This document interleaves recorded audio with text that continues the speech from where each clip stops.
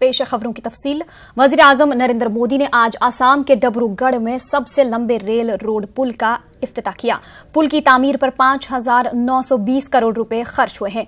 इस पुल की लंबाई तकरीबन 5 किलोमीटर है। 1997 में एच.डी. देवेगौड़ा ने पुल की बुनियाद रखी थी। अटल बिहारी वाजपेयी ने पुल की तामीर की शुरुआत की थी। वजीर आजम ने पुल को अवाम के नाम मानवन किया।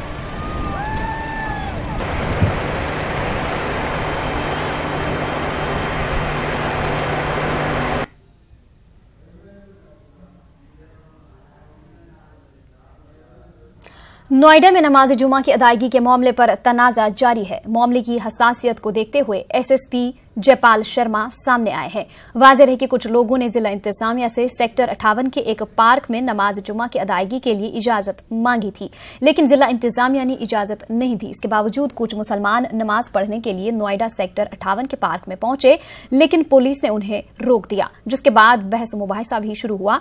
एसएसपी जयपाल शर्मा ने लोगों से अमन सुकून बरकरार रखने की अपील की। पुलिस ने नोएडा में अथॉरिटी के पार्कों में नमाज अदा करने पर पाबंदी आयद कर रखी है। थाना क्षेत्र में 58 सेक्टर में जो अथॉरिटी का पार्क है, जिसके संबंध में कुछ व्यक्तियों के द्वारा वहां पर धार्मिक प्रेयर्स के लिए परमिशन मांगी गई थी, जिसकी परमिशन सिटी मजिस्ट्रेट कार्यालय से अभी तक नहीं दी गई थी। उसके बावजूद काफ़ी भारी संख्या में वहां पर लोग इकट्ठे हुए, जिसके बारे में उनको अवगत करवाया गया कि किसी प्रकार की परमिशन अभी तक नहीं हुई है, और यही सूचना संबंधित कंपनियों को दी गई थी। यह सूचना किसी धर्म विशेष के लिए ना होकर के सभी व्यक्तियों के लिए है, और आप सभी से उम्मीद की जाती है कि गौतम बुद्ध नगर पुलिस का सौहार्द व शांति व्यवस्था बनाए रखने में सहयोग करे। हिंदुस्तान एक जो है धार्मिक एतबार से तमाम मज़ाहिब के लोगों को फ्रीडम और आज़ादी देता है अपने इबादत करने की।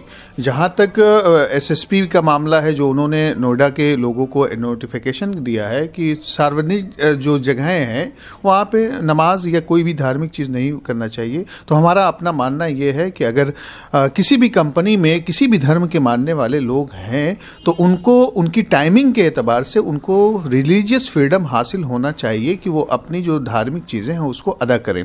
लेकिन कुछ लोग धार्मिक चीज़ों को, कुछ लोग नमाज को लेकर जो लोग पढ़ते हैं, अभी देखे आपने गुड़गांव में या और जो तमाम जगहों पे देखिए कि एक सांप्रदायिक रंग देने की कोशिश होती है, लेकिन ऐसा होना नहीं चाहिए। लोगों को जब संविधान इसकी परमिशन देता है, जब कानून इसकी परमिशन देता है, तो लोगों को इसमें किसी भी तरीके का सांप्रदायिक माहौल नहीं बनाना चाहिए, बल्कि हिंदुस्तान के आईन के एतबार से जो मजहबी आज़ादी का है उसको फॉलो करना चाहिए, और तमाम लोगों को आपसी सौहार्द को मेंटेन करने के लिए इस तरह की कोई बात नहीं बोलना चाहिए जिससे किसी एक खास मजहब को लोग टारगेट करें। कांग्रेस लीडर कपिल सिब्बल ने कहा है कि उत्तर प्रदेश में जब से योगी की हुकूमत आई है वहां बदअमनी फैली हुई है। देखिए, जब से योगी जी मुख्यमंत्री बने हैं, उन्होंने एक ऐसा वातावरण पैदा किया है उत्तर प्रदेश में, ख़ास तौर पे वो अशांति का। और मैं आज के दिन भी कहना चाहूँगा कि नया साल आने वाला है, और जब तक शांति नहीं होगी तो उन्नति नहीं होगी, जब तक उन्नति नहीं होगी तो लोगों को राहत नहीं मिलेगी। और जब से योगी जी प्रदेश के मुख्यमंत्री मिले हैं, उन्होंने केवल अशांति को अपनाया है, शांति को कभी अपनाया ही नहीं। इसीलिए ये सब बातें हो रही हैं, और इस वातावरण में वो अशांति बढ़ती जाएगी। दिल्ली एनसीआर की हवा अगले 2 दिनों तक जहरीली रह सकती है। सीपीसीबी ने भी एनवायरमेंट पॉल्यूशन कंट्रोल कमेटी को हिदायत जारी की है, जिसके तहत दिल्ली में बुध तक फैक्ट्रियां बंद रखने के साथ साथ तामीरी काम पर भी पाबंदी लगा दी गई है।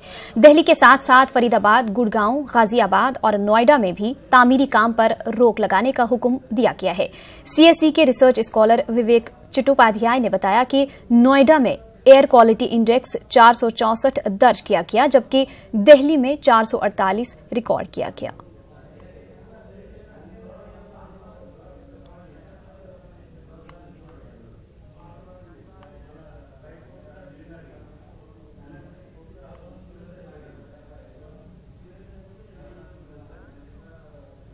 इस मामले पर हमारी नुमाइंदा रचना ने जायजा लिया।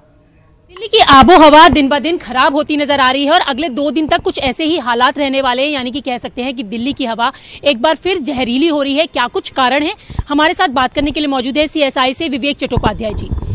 विवेक जी, जिस तरीके से अगले 2 दिन से जो दिल्ली की हवा है जहरीली हो रही है और ये भी बताया जा रहा है कि अगले 2 दिन इसी तरीके के आसार रह सकते हैं, तो आखिरकार कारण क्या है? देखिए, इसके पीछे प्रमुख कारण यह है कि वायु प्रदूषण जो जमा है शहर के ऊपर वो फैल नहीं पा रहा है। हवा की रफ्तार कल जो थी वो 2 से 3 किलोमीटर प्रति घंटे थी, जो कि काफ़ी कम होती है। उम्मीद यह है कि जो फोरकास्ट है Indian institute of tropical metrology का, मिनिस्ट्री ऑफ अर्थ साइंसेस के अंडर में, तो वो कह रहे हैं कि वेरी पुअर ये बाद में इम्प्रूव हो जाएगा क्योंकि हवा की रफ्तार फिर से इम्प्रूव होगी। परंतु ये सवाल नहीं है कि हम मौसम के प्रति क्यों डिपेंडेंट रहते हैं। ये ठंड जो है ये भारत के लिए यूनिक नहीं है। देखिए, इसमें मेजर प्रिवेंशन जो है, जिनको डॉक्टर्स ने सलाह दी है कि आप एक्सपोजर ना लें एयर पोल्यूशन का, एक्सर्शन ना करें, तो मॉर्निंग आवर्स डेफिनेटली अगर आप मॉर्निंग वॉक करते हैं तो वो उस लिहाज से सही नहीं है क्योंकि प्रदूषण स्तर बहुत ज़्यादा होता है।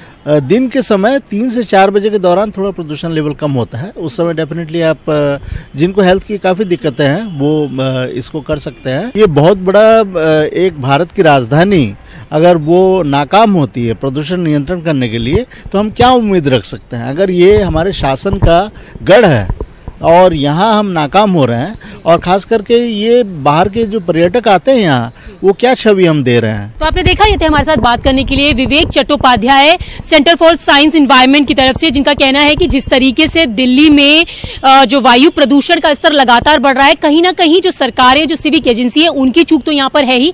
इसके साथ ही लोगों को भी आगे आना चाहिए ताकि जो प्रदूषण का स्तर है उसको कम किया जा सके। इसके साथ ही उनका ये भी कहना है कि देश की राजधानी होने के बावजूद भी वायु प्रदूषण का स्तर बेहद ज्यादा दिल्ली में बढ़ रहा है, जिसका सबसे ज्यादा खामियाजा पर्यटन पर पड़ रहा है। कैमरा पर्सन हरीश के साथ मैं रचना, न्यूज़ 18 दिल्ली। छत्तीसगढ़ में भूपेश बघेल की काबीना में आज तौसी की गई। मोहम्मद अकबर समेत भूपेश बघेल के 9 वुज़रा ने ओहदे और राजदारी का हलफ लिया। गवर्नर आनंदीबेन पटेल ने रायपुर में भूपेश बघेल हुकूमत के वुज़रा को ओहदे और राजदारी का हलफ दिलाया। सीनियर कांग्रेस लीडरान और अफसरान की मौजूदगी में वुज़रा ने पुलिस परेड मैदान पर मुनाकिदा बावकार तकरीब में ओहदे और राजदारी का हलफ लिया। इस मौके पर वजीर आला भूपेश बघेल भी मौजूद थे। बधाई उमेश जी, आपको सबसे पहले मंत्रिमंडल में शामिल होने के लिए क्या कहेंगे? मैं माननीय मुख्यमंत्री जी का बहुत बहुत धन्यवाद कहूँगा।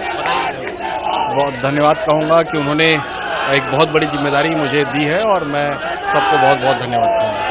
क्या कुछ अब बड़ी चुनौती आपको मिली है? आप कल तक विधायक थे, आज मंत्री के रूप में आप आए हैं, क्या कहेंगे? बड़ी जिम्मेदारी है, बड़ी जिम्मेदारी है। क्या प्राथमिकता होगी, कैसे इसका निर्वहन किया जाएगा? जी देखिए, अभी पोर्टफोलियो डिसाइड होगा, उसके बाद उस विभाग की पूरी जिम्मेदारी जो अपेक्षाएं हैं उस पर खरा उतरने की कोशिश की जाएगी।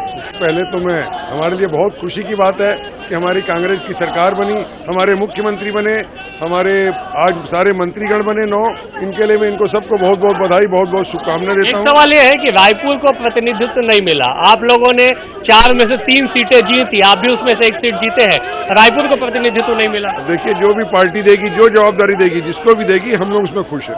कोई नाराजगी, कोई तकलीफ? किसी प्रकार की नाराजगी नहीं, हम लोग इससे डबल खुश है कि हमारी सरकार बनी, हमारे मुख्यमंत्री बने कांग्रेस के और हमारे मंत्रीगण बने। को बहुत बहुत धन्यवाद।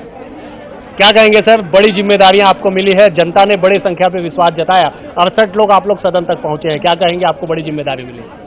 चुनौतियां हैं इस प्रदेश की और उस चुनौतियों का सामना हम लोग करेंगे। जन घोषणा पत्र में जो भी वायदे हम लोग किए हैं उसका पूरा कार्रवाई उसमें करेंगे। ये हम लोग ले बड़ी चुनौती है और निश्चित रूप से हम जनता के विश्वास में खरे उतरेंगे।